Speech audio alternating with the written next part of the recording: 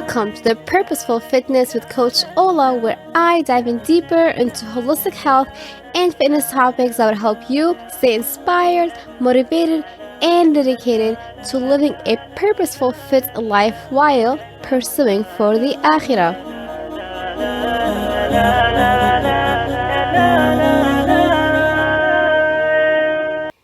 Hey guys, welcome to today's show. We have a special announcement to make before we get started with the interview. We are in March 6, 2019, the release of today's episode. And in just 2 days, March 8th, 2019 will be Rajab 1st, 1440 in our Islamic calendar. And that means, inshallah, will be Rajab, Sha'ban, and Ramadan. May we all live for it.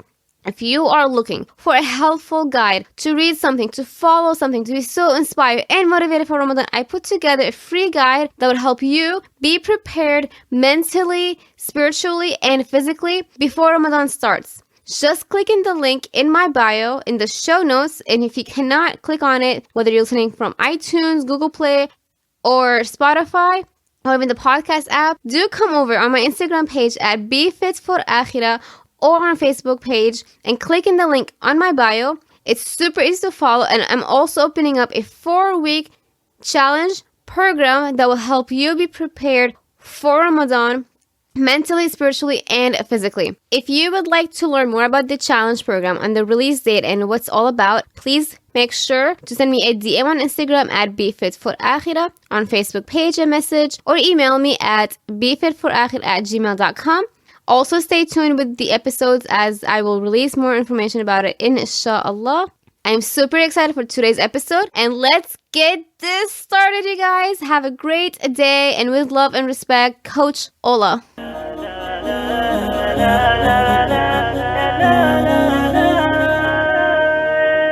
Hey, welcome to the 10th episode with Coach Ola. Today, we have Sana Mahmood, the founder of Veiled Beauty. Today, we will talk about how the whole company started out. We will share about our experience with helping hands, especially from Sana Mahmood experience, and we will share tips and tricks when it comes to Eid shopping, Ramadan shopping, and how to shop and purchase with a purpose, and of course, much more. So Sana, welcome. How are you today? Assalamu alaikum, alhamdulillah. How are you? Doing fantastic, alhamdulillah. So excited to have you here. Oh, thank you for having me. Of course, you're welcome. Please tell us about yourself, what you currently do, and of course, about Veiled Beauty.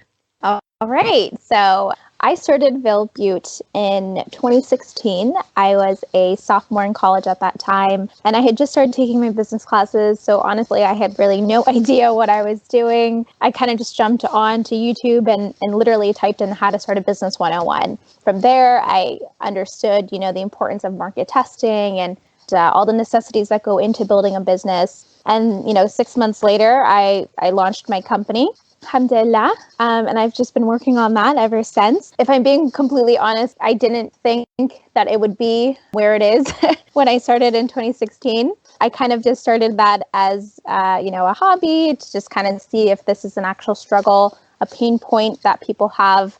And it turns out it is very much so. And here we are today. So that's so exciting.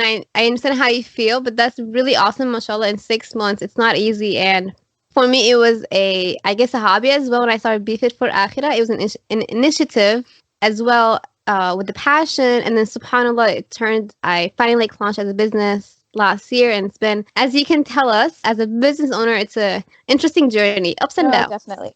Definitely, yes. And that's something I learned, right from the get-go is not everything is going to go your way. But honestly, being an entrepreneur and being, your own business owner it's very fulfilling. Knowing that you are working for a purpose, you're not just working for the system, even though some people are perfectly okay with that and, props to them. But for me, it's just, it's so fulfilling to know that my products are providing ease to consumers that are currently, being neglected by mainstream. So for me, it was just all about serving a greater purpose. And alhamdulillah, I'm able to achieve that through this company. That's so exciting. And would you please tell us, if you can dive in a little bit more on how did it all start out? Was it just YouTube, or there's an internal calling, especially as a hijab company? hmm So I had actually just started wearing hijab about a year ago. And that's when I kind of discovered, there was a very big lack in the market whenever I went to Forever 21 or H&M trying to look for hijabs. I, obviously never had luck because they were either meant to be worn around my neck, not necessarily on my head. And online, I felt like, as a college student making $15 an hour as an intern, I don't really have $40 to spend on a hijab that I, can wear every single day. So I became very frustrated with the lack of options. And that's kind of where I guess the spark initially happened. And I started delving more into this, doing more research, understanding, whether or not this is even a feasible business idea. So a lot of my market research kind of was done through like Survey Monkeys and speaking to customers one-on-one. And then I came out with a line of about, I think it was like 15 hijabs just from the beginning. And this is really just to see whether or not people would like this or if they even want this. And from there, I realized, this is something that people are actually yearning for. And we sold out of our first collection in like a month and a half.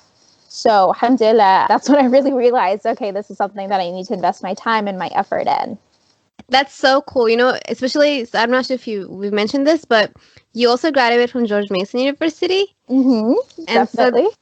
so did I. And, when you said Survey Monkey, and I actually want to see your feedback about it. So I attended a conference in November 2018. Mm-hmm. And it was at George Mason, our different campus. Anyhow, one of the speakers who teaches in the school of business at Mason, she said, Mm-hmm. "Oh, service are a big no." And I was listening to that and thinking like, "Oh my gosh, like I screwed up because I did survey last year too myself before I launched my Ramadan prep package, just to see like what was in the what was needed and stuff like that." But it was good to hear her perspective. And I talked to her afterwards, like, why are you against service and stuff like that? And she said, it's more important to talk to the customers or the potential clients, see their pain points and stuff like that. Definitely. So it's interesting to see like different opinions out there when it comes to starting. See, here's the thing. I started off with Survey Monkeys because, like I said, I had no idea what I was doing. Yes. But, when you start getting more into this business, you start to realize, like, you really do need to speak to your customers. So we kind of adapted the lean startup methodology where it's all about speaking to your customers. So you start off with a hypothesis, and this could be, an idea, it can be a product. And then what you do is you go speak to 10 customers. You try not to lead the conversation, kind of let them lead. And there you'll really be able to see like what your customers really want, what their pain points are. And then you just kind of go back to your hypothesis and you just, change it up. And then you go back again to speak to another 10. And you basically do the same thing for like, until you speak to like 200 people. That's so true. That's exactly what she was also referring to. And a very great tip as if anyone interested to start a business. Definitely speak to your customers. Yes. Would you please share with us your own experience first with Helping Hands and how to get into it? Yeah. Oh my God. I love Helping Hands so much.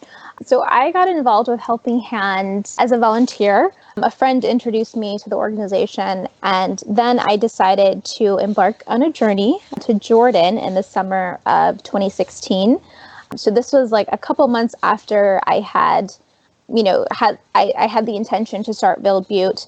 So I embarked on this journey for a week long, and I spent my time there working with refugees. So there we were really able to see Helping Hand working, on the forefront, on the groundwork, seeing the team work so hard.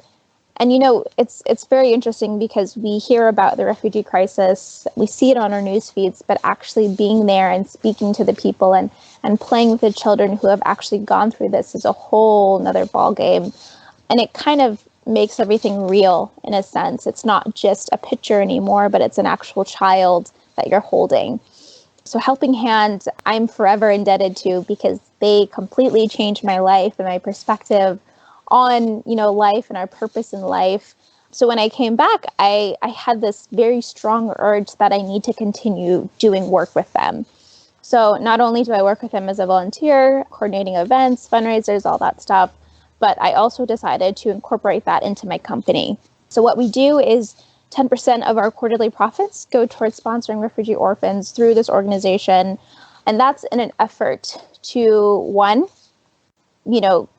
take part in this responsibility that our religion has bestowed upon us, this responsibility of service and caring for our brothers and sisters and loving for our brothers and sisters what we love for ourselves. And two, it's to instill a sense of responsibility amongst ourselves, because yes, it's perfectly okay to want things or, to have things in the materialist sense, but we should always be very mindful of our purchase, like what our purchase is doing for the greater good. So if we're buying a hijab, if we're buying a piece of clothing, if we're buying food, are we doing anything else to put out into the greater world, if that makes sense?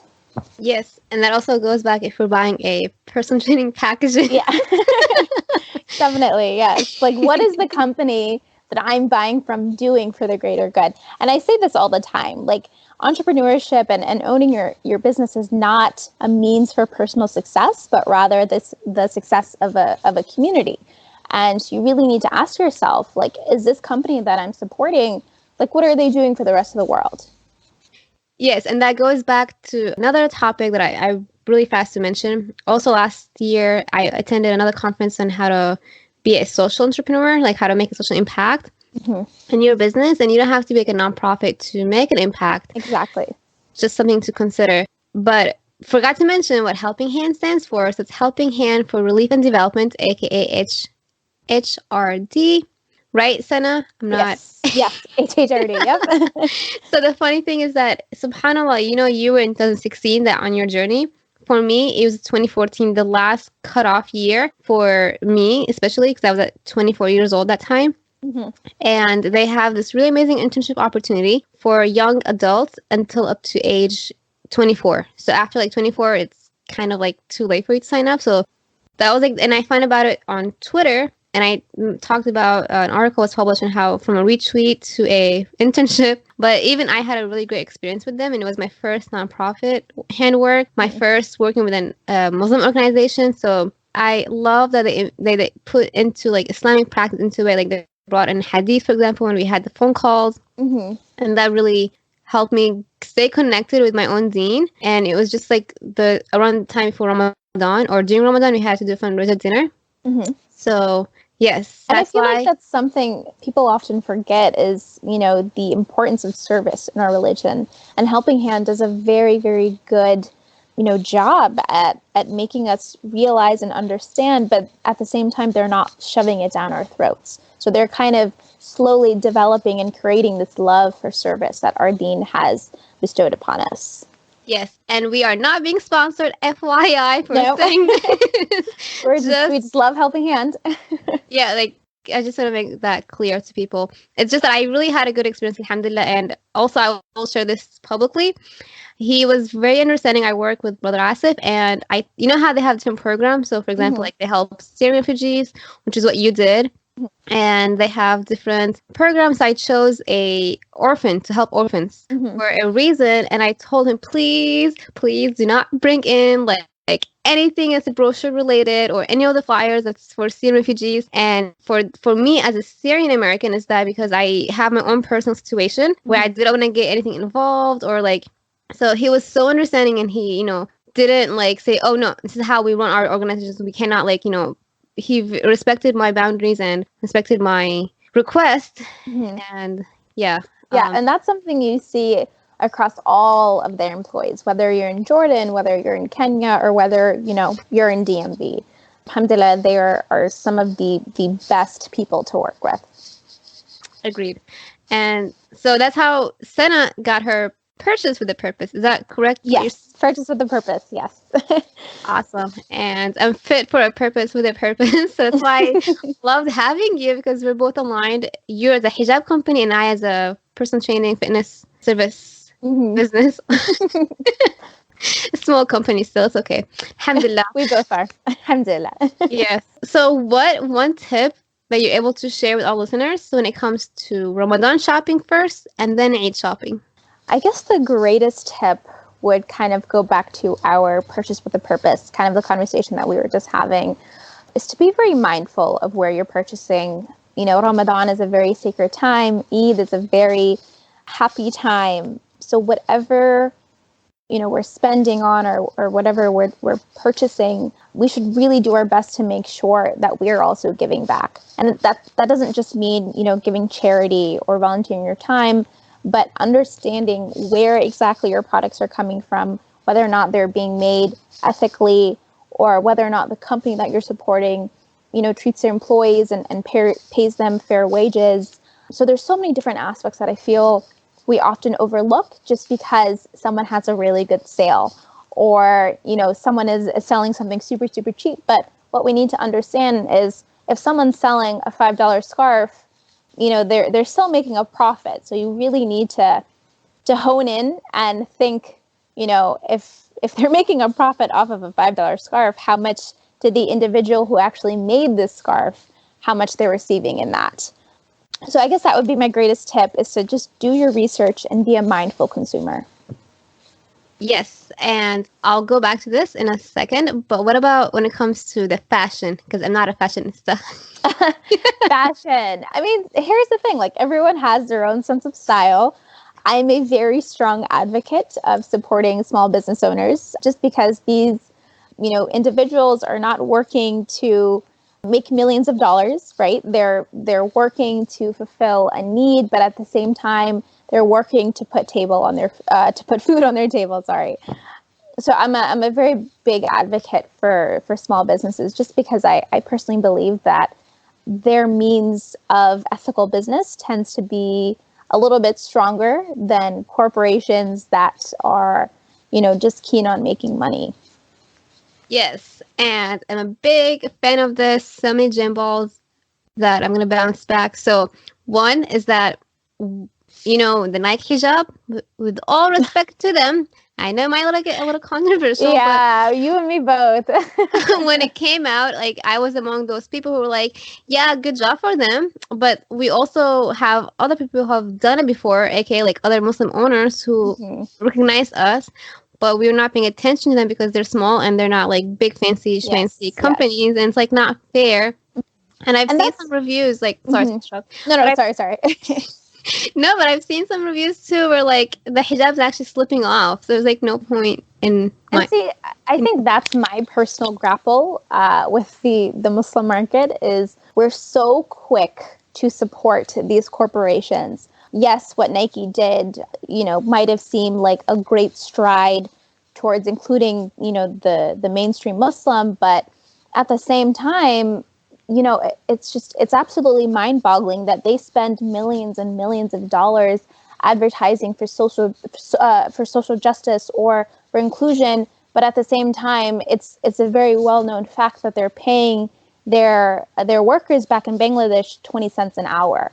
So, if that's the case, like, I don't want your representation, because I know that your representation is not with the right intention. It's just because of the fact that all these corporations are finally realizing that the Muslim American market, or the Islamic fashion industry, is a $1 billion industry, and they just want to tap into that. So we as Muslims really need to understand, whether or not our support for these corporations is genuine, because, like you said, we do have a plethora of small Muslim businesses that have came out with a far more practical hijab, one that doesn't, slip off. And for me personally, I felt like the hijab that they came out with was really just an insult to Muslim Americans, because one, it's just, you're a walking marketing sign for Nike with its like logo slapped on the side of its head. Like, it doesn't even look pleasing, like it's not a very pleasing look. And I just feel like the amount of money that Nike has, they just did not invest into building an actual product that we would like. Yes, and it's so funny because at my job, well, I've had like a lot of Americans, non-Muslims, like, oh my gosh, yeah, like when they see my hijab and say, oh, but yeah, you saw Nike, right? I'm like, yeah, but so are like other Muslims owners already done. Like, I go back at them like, yeah, thanks to them, but we already have it already. It's like, thanks, but no thanks, you know? And it's funny because I feel like I hesitate sometimes in speaking about this just because if you are not accepting of it, then you are all of a sudden against it. But that's obviously not our intention. Of course, we want Muslims to be in the mainstream, but I also think that we shouldn't be willing to give up our values, our core values, for the sake of representation or inclusion. Yes, and I know it's hard, and I know that's why I say the word controversial. 'Cause I know some people like, so take off your own, but we're trying to help each other understand why it's important to shop with a purpose. Definitely. And that also actually goes back to another thing I wanted to mention is I did actually not know what fair trade was and meant until one of my friends brought it up. When she asked me like, oh, is this clothing that you're wearing, which was super modest, super beautiful, and not that cheap, well, it was on sale. And she's like, is it fair trade? And I'm like, yeah. And then I was like, no, I don't know. What do you mean? And then she says, because she sees that their products is super expensive. So she was wondering about it. And that's when she explained it to me. And that's why I asked you about your business. But you can also ship in about that and tell us more about it. Yeah, yes, certainly. Fair trade is also something that I feel like we tend to overlook for the sake of price. Before I'm sorry, can I interrupt and say one more thing? Okay. Also, she told me that it breaks her heart when a lot of like Muslim fashion companies say they're fair trade, but when she actually does her own research about them, she finds out that they're not really fair trade. So if you can pinpoint that too. Okay, yeah, certainly. So I think it's important to mention that fair trade, the term itself varies for different people, for different businesses. So for example, if your friend is looking for a particular type of fair trade, then I would definitely recommend her to be specific in asking these companies, about their fair trade policies. So, fair trade, like I mentioned, is something that is often overlooked for the sake of price. People don't really care about how their product is made as long as they're getting, a good bargain for their buck. But that obviously is a very dangerous mindset to have because it just feeds into this system of exploitation, of, allowing sweatshops to continue operating, allowing these corporations to get away with all of this because essentially we're allowing it to happen, right? So when it comes to fair trade, I think it's extremely important for us to remember.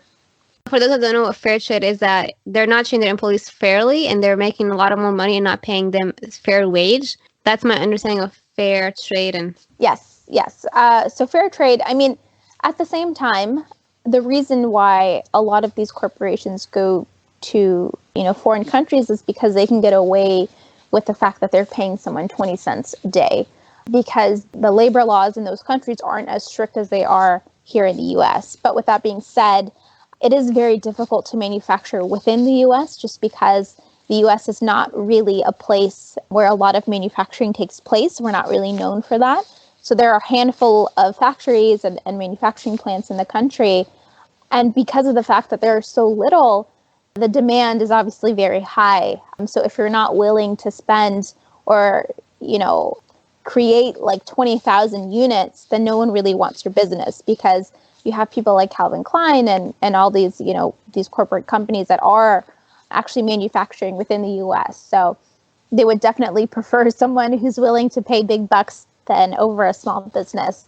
So this kind of forces the small business owner to go overseas.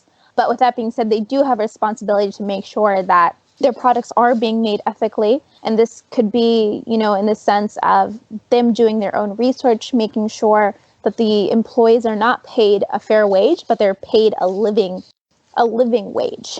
So the standard wage of many countries is not livable. So which is why we have a standard wage and then we have a living wage. So I would strongly encourage anyone that's looking to outsource that they ensure that their manufacturers are paying them a living wage because obviously, a standard wage forces them to work overtime, forces them to get jobs in sweatshops, and it just feeds into this never-ending cycle of exploitation.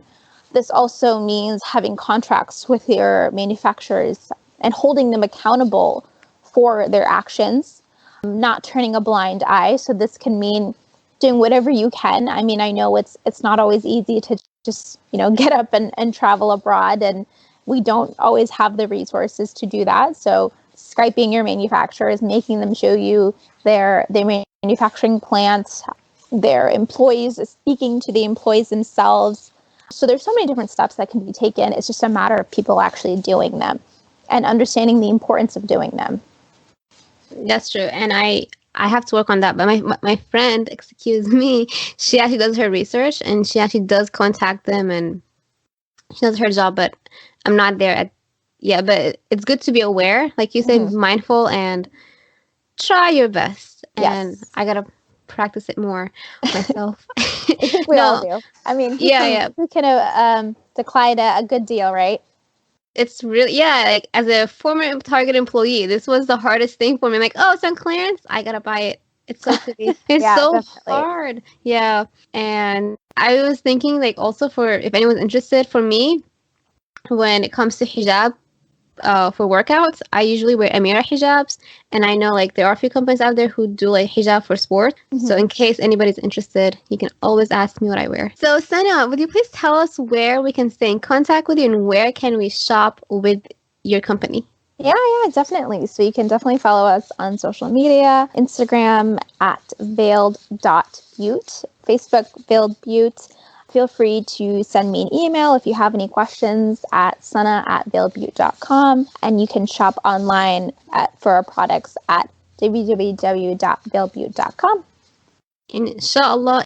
Well, thank you so much, Sana. This was so much fun, and we look forward to see what Veiled Beauty has to bring in the future, inshallah. And everyone make sure to check them out if you need hijabs for Ramadan, for Taraweeh prayers, for Eid gift. Make sure you're shopping with a purpose. Assalamu alaikum. Wa alaikum assalam. Thank you for having me. Thank you for tuning in. If you've enjoyed this episode, make sure to subscribe today and leave a 5-star review. You can also screenshot and share this episode with a family or a friend.